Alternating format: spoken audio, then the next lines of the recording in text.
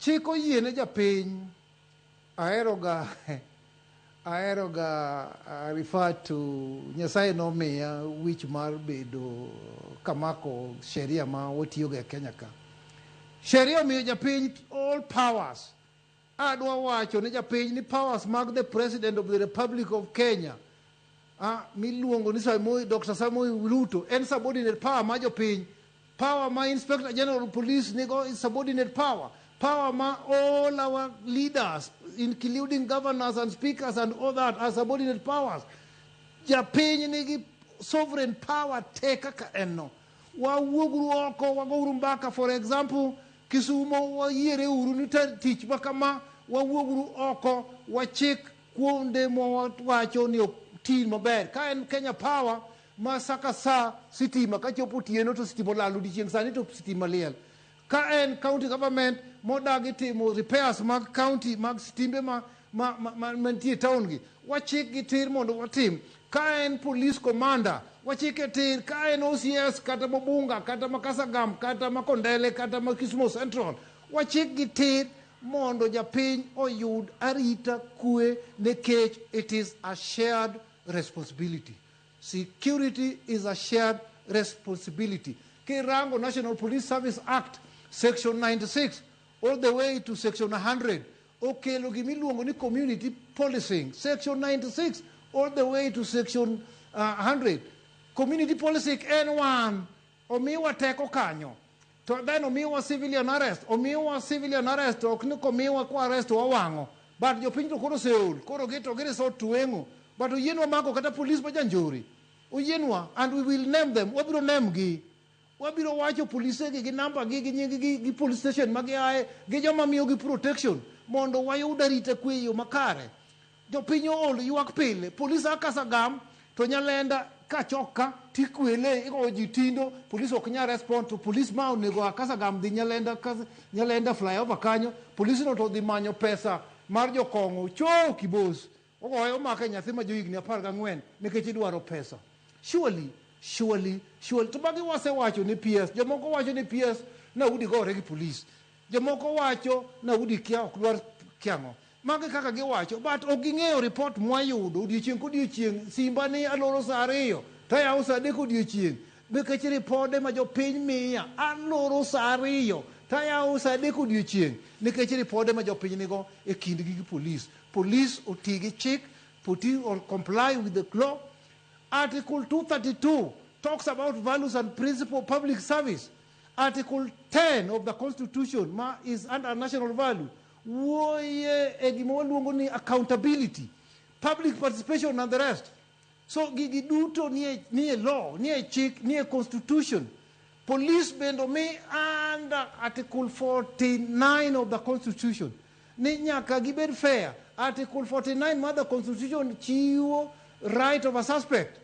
Right of a suspect. Komaki nitie kaka Article 49 is pasted under National Police Service Act Schedule 5. National Police Service Act Schedule 5 and Article 49 of the Constitution is the same thing. Police go nge mabeto wacho. Iwacho negini obeying an illegal order. Police are instructed ni obeying an illegal order. That particular police may obey an illegal order from his superior or junior is personally liable for a criminal offense. Ki jatendi ong'ise ni dhi maka udi nikech udi utune pesa. Kata udi okolo ketho chik to odhi maka ketho chik ma Kenya. Omiyo wamakuru jokuoge, police omak jokuoge maging'eyo mantie. Police omi wa ratiro marwa mar peace, ratiro marwa mar right wa, ratiro marwa mar ngimawa, ratiro marwa mar rito mwanduwa, ratiro marwa mar rito kwe marwa, ratiro marwa mar rito sovereignty marwa kaka ondike under Article 239 mar the Constitution of the Republic of Kenya 2010. Erokamano Nyauri, odong' kod dakika 2 kende, to kuom dakika 2 gi daher mondo apenji penjo mogik. Iwacho ni rech kethore gi e wiye. Samoro king'yo kitelo mantiere e pacho ka ahinya te migawo mar arita. Be intie kod gie gi geno gi telo mamalo mogik mar arita e pacho kae. Jomoko osewacho ni diponi ma ema kelo picha mar kaka piny chal kaluwore ni malo kucho ok ber ahinya. Kinde mane wantiere kanyo gi Michuki kaka jatend migawo no manong'iyo ni weche odhi makare, nodil nyaka gi weche mag Mungiki, kendo nyaka weche mag apaya noketo barabara, nobedo kuonde mane ji luwe chikego mag apaya yo makare.